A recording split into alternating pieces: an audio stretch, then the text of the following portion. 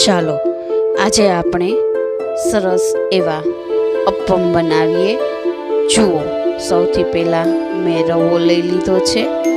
તેને છાશ અથવા તો દહીંમાં આપણે અડધીથી પોણી કલાક સુધી પલાળી રાખશું। જો રવામાં મેં છાશ નાખી છે, જો દહીં નાખો તો તમારે એ રીતે પાણી નાખવાનું। દહીં બે આપણે જેટલો રવો લીધો હોય એના કરતાં અડધા ભાગનું દહીં નાખવાનું। જુઓ, મેં છાશ નાખી હતી એટલે થોડું એવું જ પાણી મેં એડ કર્યું છે અને એની જુઓ આપણે એકદમ ઘટ એવું જ રાખીશું। સરસ એવો રવો આપણે પલાળી દીધો છે, હવે એને રેસ્ટ કરવા મૂકી દઈશું। મેં બધા જ શાકભાજી લઈ લીધા છે। જુઓ, ડુંગળી, ટમેટું, કેપ્સિકમ, દૂધી, કોબી, ગાજર, આ બધા જ શાકભાજીને હવે આપણે સરસ એવા ચોપરમાં ચોપ કરી લેશું। વારાફરતી બધા જ શાકભાજી લેશું, જેથી ચોપરમાં ધીમે ધીમે આપણે બધા શાકભાજી આવી જાય, સમાય એટલા લેશું। કેપ્સિકમ લઈ લીધું છે। જુઓ, સરસ એવા આપણા શાકભાજી આપણે ચોપ કરીએ છીએ। સરસ એવા અપ્પમ બને છે। બાળકોને લંચ બોક્સમાં અથવા તો તમે ડિનરમાં પણ સરસ એવા આ અપ્પમ બનાવી શકો છો। એકદમ હેલ્ધી રેસીપી છે। શિયાળામાં બધા જ શાકભાજી આવતા હોય સરસ એવા, એટલે તમે એડ કરીને સરસ એવી હેલ્ધી રેસીપી બનાવી શકો છો।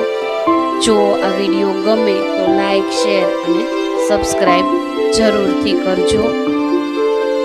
આપણે વારાફરતી બધા શાકભાજી લઈએ છીએ ચોપરમાં।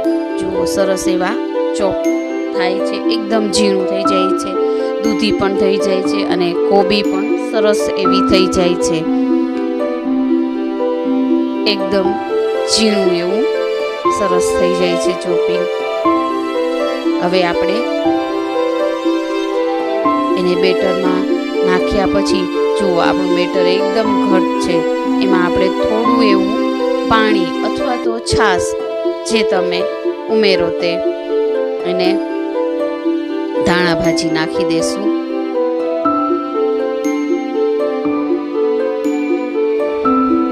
સરસ એવો આપણું બેટર તૈયાર છે। જો એને પાણી મેં ચોપરમાં જ પાણી એડ કરી અને બધું જ શાકભાજી આપણે અંદર એડ થઈ જાય એટલા માટે મેં નાખ્યું છે। આટલી કન્સિસ્ટન્સી એની ઘટ રાખીશું।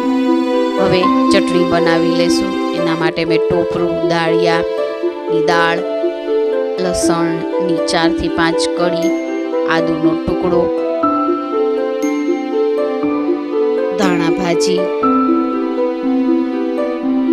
અને મરચું, જો તીખાશ વધારે જોતી હોય તો તીખું મરચું નાખવાનું, નમક અને લીંબુ એડ કરી અને આપણે એને મિક્સરમાં ગ્રાઇન્ડ કરી લેશું। સરસ એવી આપણી ચટણી તૈયાર થાય છે।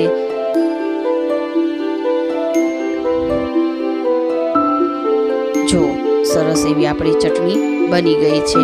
હવે તેમાં આપણે વઘાર કરી લેશું। તેલની અંદર રાઈ, હિંગ અને લીમડો મૂકી અને ચટણીનો વઘાર કરી લીધો છે મેં। ત્યારબાદ હવે આપણે પાછો વઘાર કરીએ છીએ। એમાં પણ રાઈ, હિંગ અને લીમડો મૂકી અને બેટરની અંદર આપણે વઘાર એડ કરી દઈશું। જુઓ, આપણું સરસ એવું બેટર તૈયાર છે। એની અંદર મેં મીઠું નાખી દીધું છે। હવે ત્યારબાદ ખાવાના સોડા અને થોડું એવું પાણી નાખી અને બેટરને હલાવી નાખીશું। ત્યારબાદ હવે આપણે અપ્પમની લોઢીમાં સરસ એવા અપ્પમ તૈયાર કરીશું। 2 થી 3 મિનિટની અંદર જ સરસ એવા આપણા અપમ ચડી જાય છે એને ધીમેથી હળવા હાથે ફેરવી લેશું. જુઓ, ફક્ત 10 થી 15 મિનિટમાં જ બની જાય એવી સરસ એવી રેસીપી તૈયાર છે.